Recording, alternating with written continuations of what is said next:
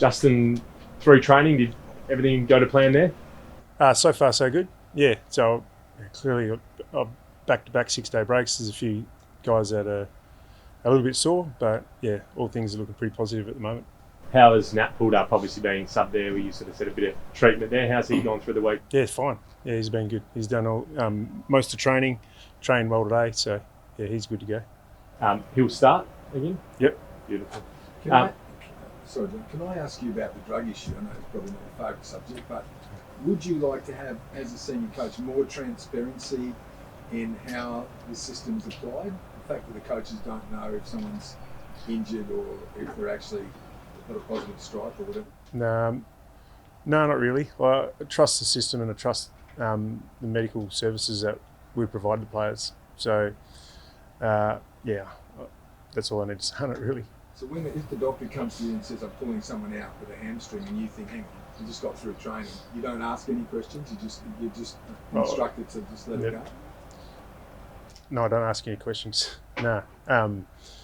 Yeah, and it's not as simple as that conversation would happen either, Barra. So, and to be honest, that's never happened in my time as a coach here. So, as those conversations are always more detailed, and so that hasn't happened. So, but you're not allowed to know, are you? So how could it be more detailed in what sense? Oh no, those discussions between the medical staff, high performance, and the coach when a player gets taken out because of injury is never that simple. The way you're describing that conversation, the way the AFLPA and AFL have set the system up is for the medicos to be aware of players with these concerns, and I just trust that system. Changes will come to it. Is there anything that you would like to see come to fruition? I haven't really given it too much thought since the news came out earlier in the week, to be honest. I'm on back-to-back 6-day breaks. I'm probably more worried about getting our players prepared for the weekend than the drug drug system. So I'm sure people are on a higher level than me, whether it be medicos or CEOs or people at the AFL and AFLPA will come up with a system that helps protect our players. So you don't know if you've got, in your whole coaching time, you don't know if you've lost a player under this situation, under this scenario? No, I don't. No, there's never been a time when I've been suspicious of it either. So I think the way the news has come out is we're speaking about it happening at every club every second week, whereas I think we're talking about a really small number of players in this situation. I think they've said 100 now, but obviously not at Fremantle. Well, over how long? Yeah. The system's been in place for, I'll guess, well over 10 years. 15 years. So, and it's a system put in place to help support and protect our players who are often young, impressionable, and under a lot of pressure. And I think we're probably one of the only sports in the world with this system in place. So, I mean, I'm sure we can fix a few things within it to tidy it up, but it's better than having nothing. Justin, we saw Matt Taberner come off the track with a bit of a back issue early in the week. How's he pulled up? Yeah, he's responded really well. Yeah, so he got through training and he's ready to go. And the starts, is there something you're going to try this week that you can tell us about? No, there's not anything we're going to try. There's a few things we needed to get better at the start on the weekend, absolutely. And we don't want to put ourselves in that position. But it comes down to things that we can do in the first quarter that we're doing late in the second and early in the third. So it's not a holistic change. We're not concerned about it. The start on the weekend was average. Against Brisbane, we coughed up some easy goals, which made the scoreboard in their favour. And I thought back end of last year, our starts were a lot better. So we don't need to panic. Is that something you train as well? You can train it?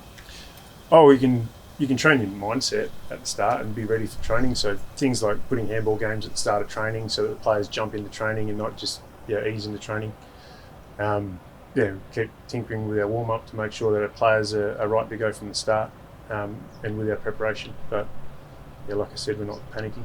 What's going through, I dare say, your mind and the coach's box, or the discussions that are happening in the box at the time when you're down 4-0 against Brisbane, and similar sort of start against? Well, to be honest, against Brisbane, it was don't panic, lads. We're seeing some things that we like. You give away a 50-metre penalty and deliberate rush behind, and then kick it to the opposition when we've got a 3v1 in our favour. Like, we weren't doing a lot wrong, so it was more like keep your heads, keep playing our way.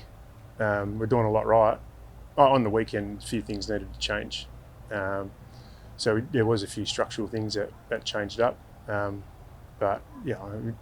Really it just came down to getting our hands dirty. When you're minus 19 in the contest in the first half, and then you're plus 29 in the second half or whatever it was, well, that's just about getting the contest right. So really proud of the way the players responded in that aspect. What have you made of Adelaide so far, and where are they most dangerous? Oh, they're dangerous all over the ground. I know they're 0-2, but they've been playing some really good footy. We're going to get a really physical, contested game this week. And they've been able to do some really good things with the ball. They probably just haven't been able to connect and finish their work off inside 50. So, we're expecting a really desperate team and a really competitive game. And what have you made of your midfield mix this year, having Jackson, Fife, Young in there together for the first time along with the usual suspects? What have you made? That's building. It's building. And like other aspects of our game, it's not perfect and it's not where we want to get to, and can be more consistent across the 4 quarters. But I think we've been a lot more physical in there, been really competitive with our contest work and our pressure. It's just probably being able to do that over 4 quarters is the next step. And the weapon of Jackson, what have you made of him, and just how much of a weapon is he? Yeah, well, it's a different feel for our mids, because when Sean's in there, he dominates the hit-outs. When Jacko's in there, we don't probably dominate the hit-outs as much, obviously, but you get an extra person at ground level to hunt and harass the opposition, and his ability to join in when we win it, to come out the front, and is as good as any of the other mids in there. So, there's pros and cons of having him in there. Would you consider, when Darcy comes back, playing him as a midfielder, given how good he's been at ground level? I think I've spoken about that for the last 18 months, that that's not an option for us. How that plays out when Sean comes back, we've got a bit of time to work through that. But like I've said all along, Jacko's not the typical ruckman. He's so versatile and offers us so many options as a coaching group. So we'll work out how to get them in the team, and both playing good footy and both impacting games. Are you pleased with how the forward-line mix looked after being hit 2 tall stocks? Yeah, I thought Tabs came in and played his role. Got a good look in the third quarter when we started getting some more supply. Thought they functioned really well, the talls.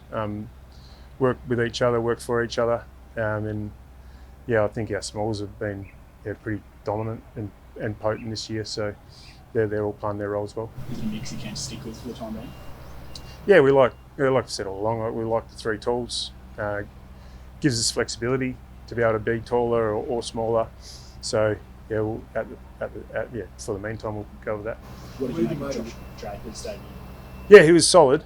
He would have been nervous and maybe didn't play with the mindset he's been playing with at Peel, just because of those nerves and being on this big stage for the first time.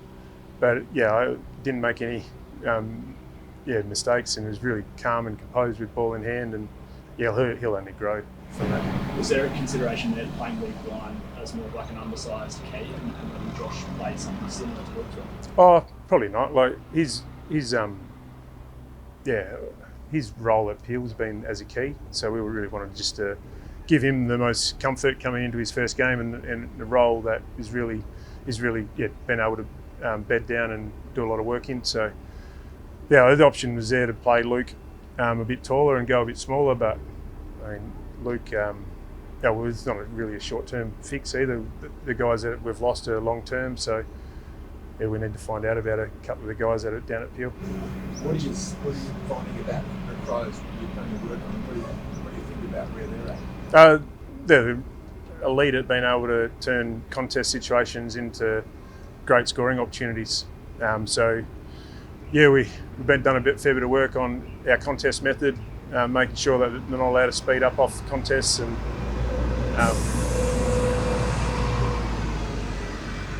double-decker tourist bus in Perth.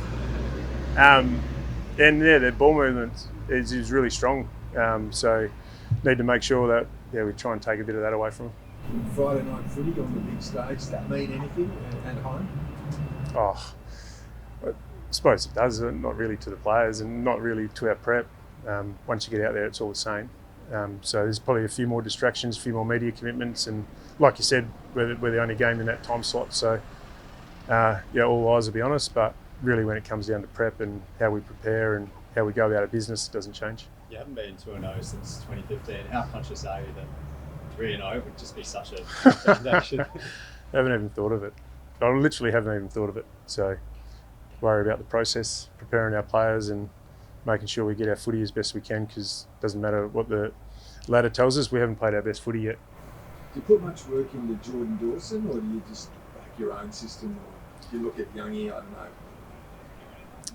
We've always got to go to, and we're always conscious of what the opposition's best players can do against us. So whether we start with something or go to it, we'll have to watch. Any update at all on Oscar McDonald, where you're at with that? No, he's got to follow up very soon. In the next few days or week or whatever it is, he's got to follow up, which hopefully we'll get a bit more clarity on. Jordan Clark hasn't had a goal kick on him in a direct matchup this year. Do you have a matchup in mind for him? Is he looking at? Well, he'll play his order up higher. They thought Walks came into the team and did a really good job, a bit deeper. So Clark will play his role. He hasn't told me that stat. Tell you what, Alex Pearce, unbelievable stuff. I mean, I know sometimes he gets criticised, but he's been amazing. Yeah, no, he's had a great pre-season. Probably the most pre-season he's done since I've been at the club. He's got the balance right between his leadership and his preparation and playing, and been a bit phenomenal really about how well he's played in the first few games. He's not only been able to quell his opponent, but he's been able to win the ball back for us as well. So he's playing super. And he gets Walker. You have to tune in. Yeah, and what does he change in that balance?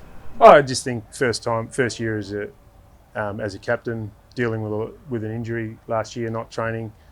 So it's a tough balance to strike. How much time you give to your teammates and how much thought process you put into your teammates versus your own game. There's only so much time in the week, and maybe last year there's a couple of times when he could have worried about himself a little bit more. He's such a team-orientated person and player. You don't mind as a coach if they get that balance wrong.